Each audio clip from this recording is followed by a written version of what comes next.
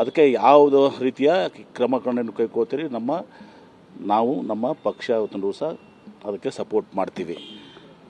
ಆದರೆ ಈ ಭದ್ರತಾ ವೈಫಲ್ಯದ ವಿಷಯಗಳು ಪದೇ ಪದೇ ಹಿಂಗೆ ಆಯಿತು.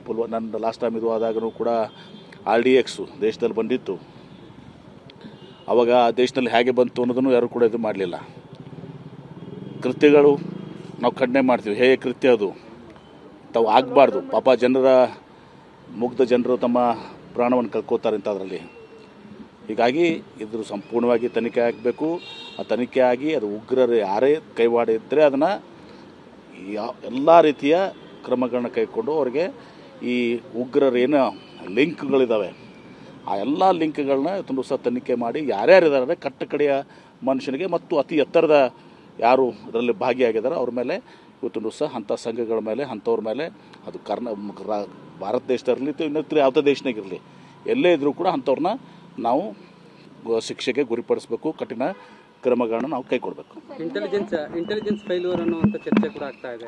ಅದಾಗಲಿ. ಈಗ ನೋಡಿ, ಈಗ ಪ್ರಮುಖವಾಗಿ ಈಗ ನಾವು ಇದನ್ನು ಮಾತಾಡಿದರೆ ಏನಾಗ್ತದೆ, ಈ ಸಂದರ್ಭದಲ್ಲಿ ಅದು ಇಂಟೆಲಿಜೆನ್ಸ್ ಫೇಲ್ಯೂರ್ ಅದನ್ನು ಹಂತಕ್ಕೆ ಬರೋಣ.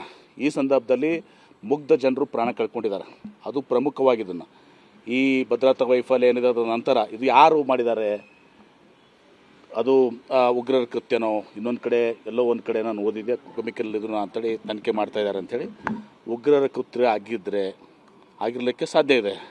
ಅದಾಗಿದ್ದರೆ ನಿಶ್ಚಿತವಾಗಿಯೂ ಕೇಂದ್ರ ಸರ್ಕಾರ ಎಲ್ಲ ರೀತಿಯ ಕ್ರಮಗಳನ್ನ ಕೈಗೊಳ್ಳಬೇಕು. ಹಿಂದೆ ಆದ ಇದರಿಂದ ಇನ್ನೂ ಕೂಡ ಕೇಂದ್ರ ಸರ್ಕಾರ ಪಾಠ ಕಲ್ತಿಲ್ಲ ಅಂತಂದಾಗುತ್ತೆ. ಹಿಂದೆ RDX ನಮ್ಮಲ್ಲಿ ಬಂತಲ್ಲ, ಅದೇ ರೆಡ್ ಫೋರ್ಟ್ನಲ್ಲಿ ಅದು ವಿಷಯದಲ್ಲಿ ಇಂಥದ್ದಾದಾಗ ಸುರಕ್ಷತೆ ಇದೆಲ್ಲ ಪ್ರಶ್ನೆ ಬರ್ತದೆ. ಅದರಲ್ಲಿ ಈಗ ಪ್ರಮುಖವಾಗಿರುವಂಥದ್ದು ಮುಗ್ಧ ಜನರು ಪ್ರಾಣ ಕಳ್ಕೊಂಡಿದ್ದಾರೆ, ಭಯಭೀತರಾಗಿದ್ದಾರೆ. ಇವತ್ತೊಂದು ಸಲ ಎಲ್ಲನೂ ಕೂಡ ಜನ ಇದು ಆಗಿದೆ.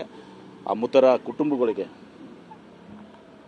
ಅವರಿಗೆ ನಾವು ಸಾಂತ್ವನ ಹೇಳುವಂಥದ್ದು, ಗಾಯಾಳುಗಳಿಗೆ ಇವತ್ತೊಂದು ಸಹ ನಾವು ಟ್ರೀಟ್ಮೆಂಟ್ ಇದು ಪ್ರಾಮುಖ್ಯತೆ ವಹಿಸ್ತದೆ. ಇದು ಪ್ರಮುಖ ಈ ಸಂದರ್ಭದಲ್ಲಿ.